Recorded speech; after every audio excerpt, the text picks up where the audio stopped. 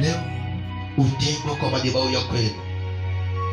Akia Mungu na hapa nitakutenga kwa hiyo madhabahu hata kama utaki. Baada ya kufundisha nitatuma roho kwa moyo wako. Covenant ivunjike leo in the mighty name of Jesus.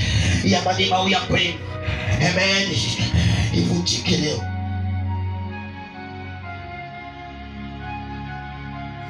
Sasa sikiliza siri nyingine ya kiroho. Amen. Shida ni kwamba huyu alijenga madhabahu. Baada ya kujenga madhabahu akaacha roho ya nuksi kwa kizazi chake, akaacha roho ya hasara kwa kizazi chake, akaacha uchafu wa kwenda kuzimu kwa kizazi chake. Na alipoacha uchafu huyu akitubu aende kwa madhabahu mazuri, hawezi akaokoa hawa wawili. Amen. Hata okoa, kila mtu abebe msalaba wake. Amen. Huyu akiamua kufuata madhabahu ya Yesu, amen, na yeye peke yake.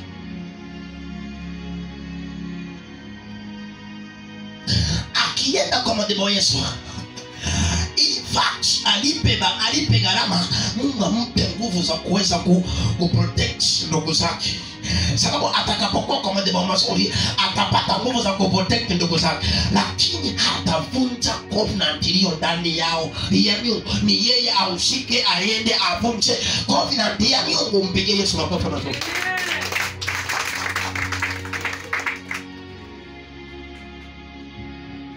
Ni yeye aende avunje covenant za Mungu. Sasa nisikilize. Baba ameamua kwenda kwa madhabahu ya uhai. Babu ndio amezaa watoto. Amen. Babu ndiye amefanya nini? Amezaa watoto. Aseme mimi sasa nimejitenga na miungu ya kwetu. Mimi ndio nimewazaa na mimi nimejitenga. Na wengine bado wanataka kufuata hilo. Huyu babu atavunja madhabahu hayo, sababu yeye ndiye ameyajenga. Amen. Akishavunja, kumbuka wale watoto aliyewazaa wamekula chakula cha miungu ile aliyokuwa nayo. Wamekunywa maji ya miungu ile walikuwa nayo. Wameshiriki kwa nguo ambao miungu ilinunua. Wamekula chakula shamba kilicholima ambacho miungu imehusika. Kwa hivyo wao bado wako na virus ya madhabahu ya uchawi, lakini baba yao ameyavunja.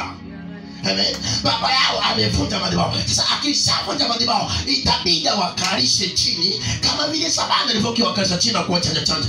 Ambe sikieni, mimi nimeachana, Mungu nimevunja, mwenye atanifuata anifuate, mwenye hatanifuata hakae. Na ikiwa kuna haya atakaye kufuata ataokolewa, lakini kama kuna atakaye kataa, itabidi madhabahu yakashiriki, yaamuke, yatafuta aliyebaki, atanyongwa hata kama